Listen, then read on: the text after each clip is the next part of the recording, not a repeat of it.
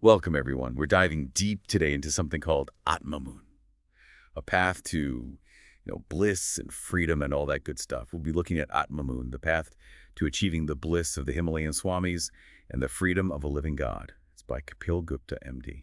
And it's a really cool mix of ancient philosophies and modern dialogue, plus some self-reflection exercises you can actually try out. So ready to jump in? Absolutely. It's fascinating how this book makes these ancient ideas, actually relevant to our lives today. Yeah, totally. So first things first, what is Atmamun?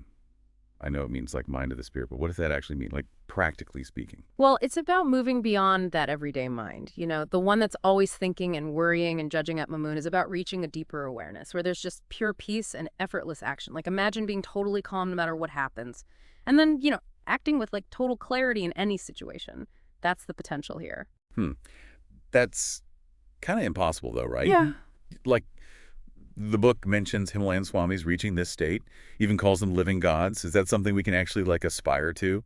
Well, the book uses those examples to show us the potential of Atmamun. It's not necessarily about, becoming a monk and living in a cave. It's more about recognizing that this state of bliss and freedom is already inside us. We just have to get rid of the things our minds have built up to block it. So like our sense of self, the book says that the you think you are, that's actually the root of all suffering. How does that work? Okay, so think about how much time we spend trying to protect ourselves, right? Improve it, validate it, this persona we've created, it becomes like the center of everything. We chase stuff we think will make us happy, worry what others think of us, and then we suffer when things don't go our way. All this striving and attachment, that's what causes most of our problems. So we're basically like slaves to this made-up version of ourselves. Yeah, in a way. And the book has this interesting exercise to help you see this.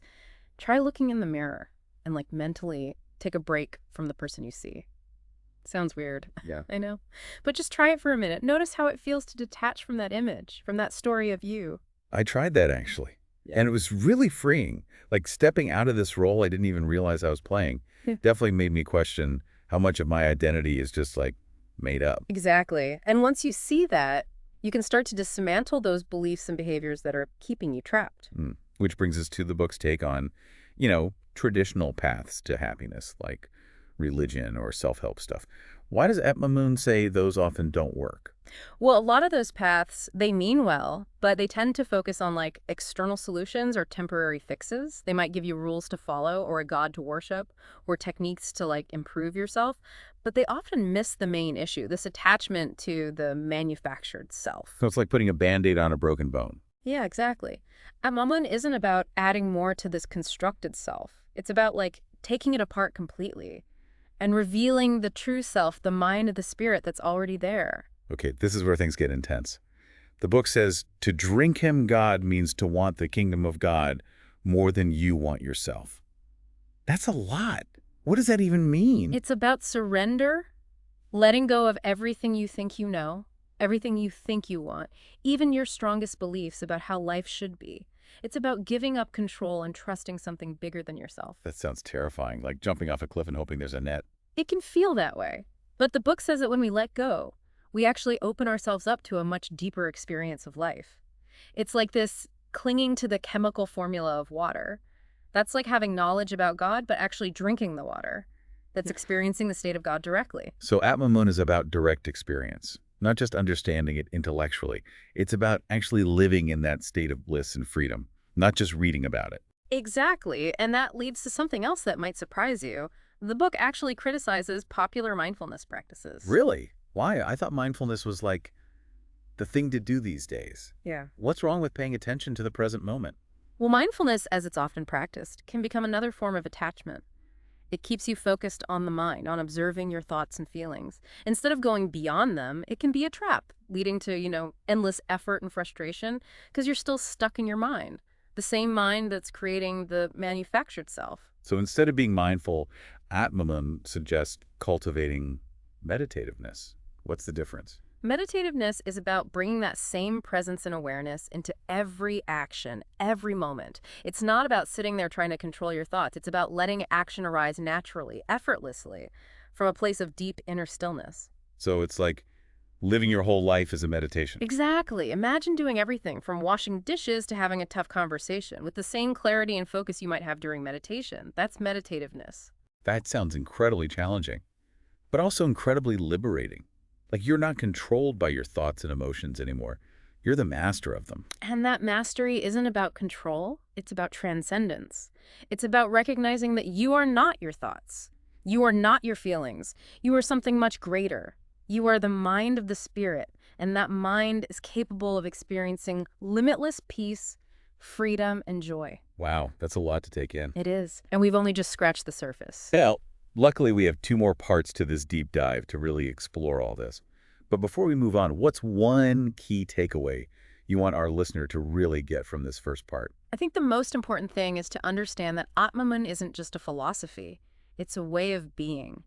It's about developing a specific state of mind, a state of presence, clarity, and effortless action that lets us really experience life. And the first step on that path is to start questioning everything you think you know about yourself, Yeah. about happiness, and about the nature of reality itself. Because once you start questioning those assumptions, you open yourself up to a whole new world of possibilities. So we're back, diving deeper into Atmamun. After all that mind-bending stuff from last time, I'm really curious about how this whole thing views success. It seems like it has a pretty different perspective than the usual go-getter mentality. Yeah, you're right. Atmamun doesn't say success is bad, but it does change how we see it and how we go after it. The book actually says we should go after our passions and even achieve great things, but with a different mindset. So it's not about like rejecting ambition altogether. Not at all. It's more about shifting the focus. It's not about getting validation from outside. It's about feeling fulfilled inside. Imagine going after a goal, giving it your all, but without that desperate need for recognition or rewards. It's like that saying, the journey is the destination. Okay, that makes sense. But it also sounds really tough. Our whole society is built around results. Always trying to be better, faster, stronger. How do we escape that? Well, the book suggests that true success, the kind that makes you happy for the long haul, comes from a place of innocence.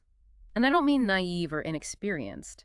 It's about approaching what you do with a childlike wonder and excitement, without all the self-doubt and expectations weighing you down. That reminds me of like those athletes who are just in the zone. They're not overthinking it. They're just totally present. Yeah. And they just succeed naturally. Exactly. The book calls this success through innocence. It's about tapping into this deeper knowing, this unshakable belief in yourself. Almost like success is already destined for you. Think about it.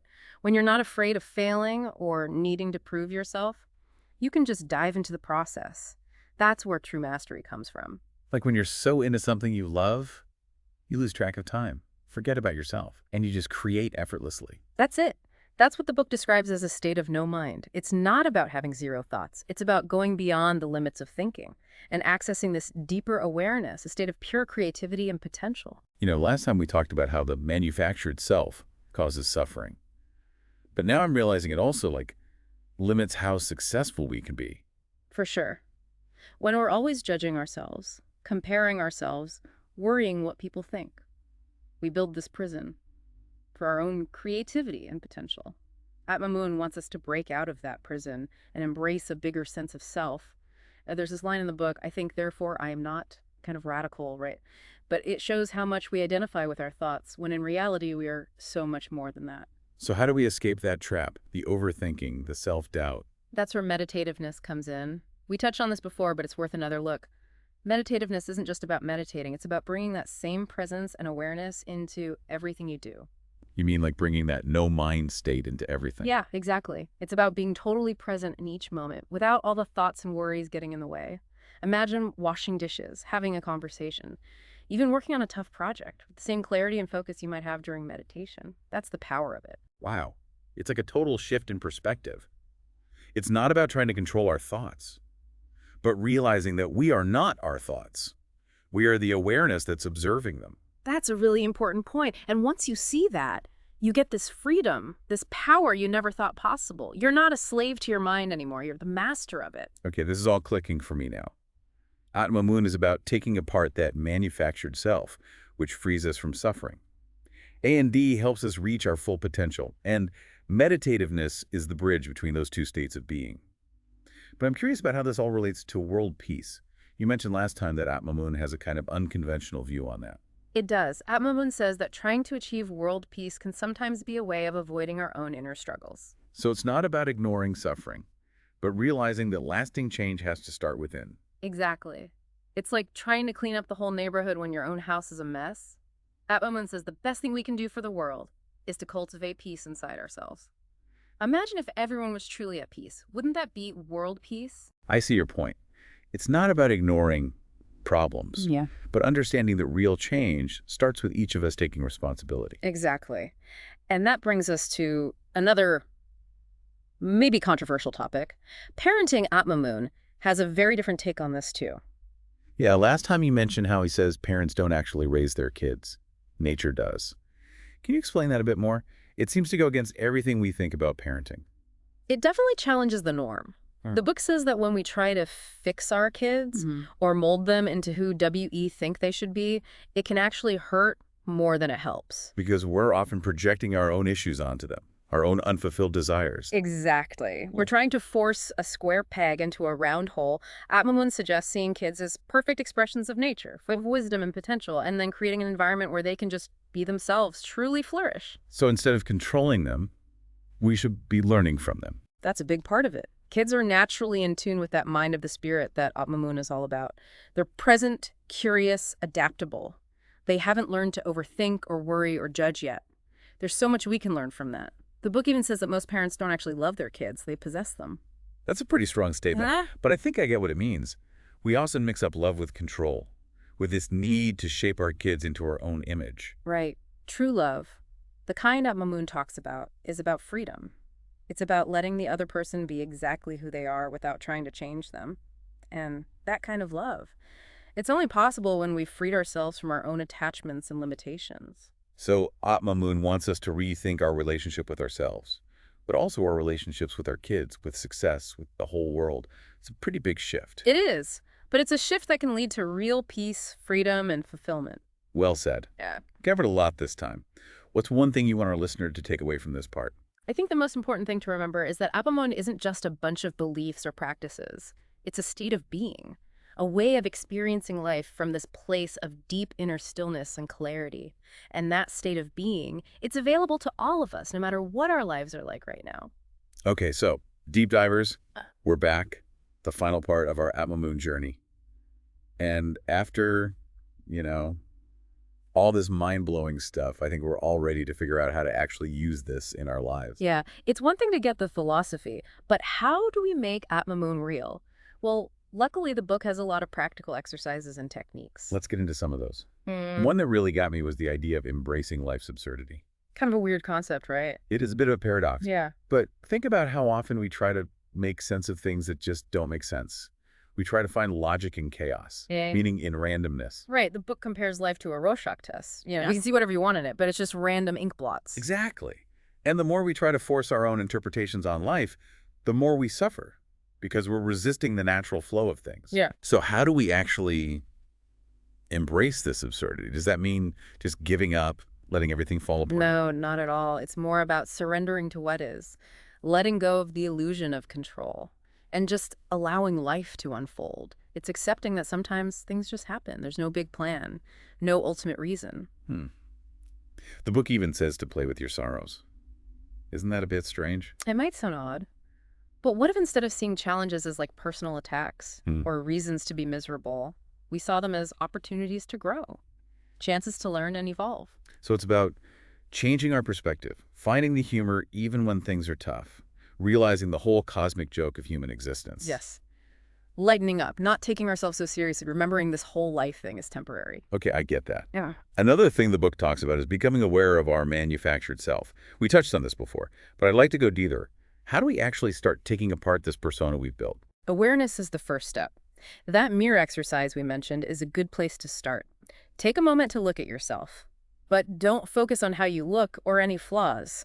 Try to see the person in the mirror as someone separate from you. Like stepping outside of yourself, watching your thoughts, feelings, actions from a distance. Exactly. And from that distance, you can start to see how you've built this self.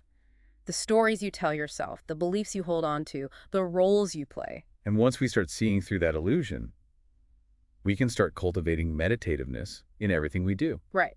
Exactly. Remember, meditativeness isn't just about sitting in meditation. It's about bringing that same presence and awareness to everything. So even like brushing my teeth can be a meditation, doing laundry, Having a tough conversation with a coworker. Absolutely. It's about approaching everything, every task, every interaction with the same clarity and focus you might have during meditation, being totally present without all the thoughts and worries crowding in. It's like experiencing the world in a whole new way, switching from autopilot to being fully engaged. Yeah. And the more you practice, the easier it gets. You start to see the sacred in the everyday. You find joy in the simplest things. You know, all this talk about letting go and surrendering, it makes me think about how the book emphasizes connecting with something bigger than ourselves. That's a big part of Atmamun, realizing we're not actually in control.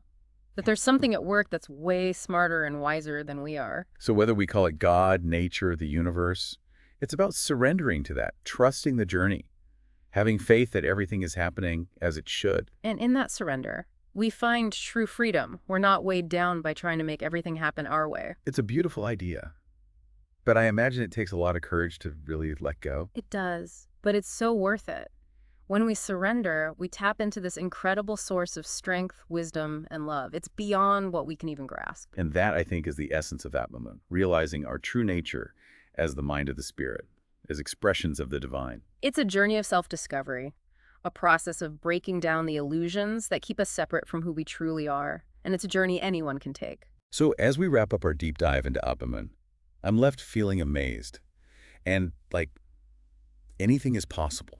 It's a challenging path, but the rewards are beyond measure. It takes courage, honesty, and a willingness to question everything you thought you knew. But it's a path that leads to true freedom, bliss, and reaching your full potential as a human being. And on that note, we encourage you to check out the book, try out the exercises, see how you can bring Atmamun into your own life. Because the journey to discovering the mind of the spirit is a deeply personal one, and it's a journey worth taking. Thanks for joining us on this deep dive. And until next time, keep exploring, keep questioning, and keep diving deep.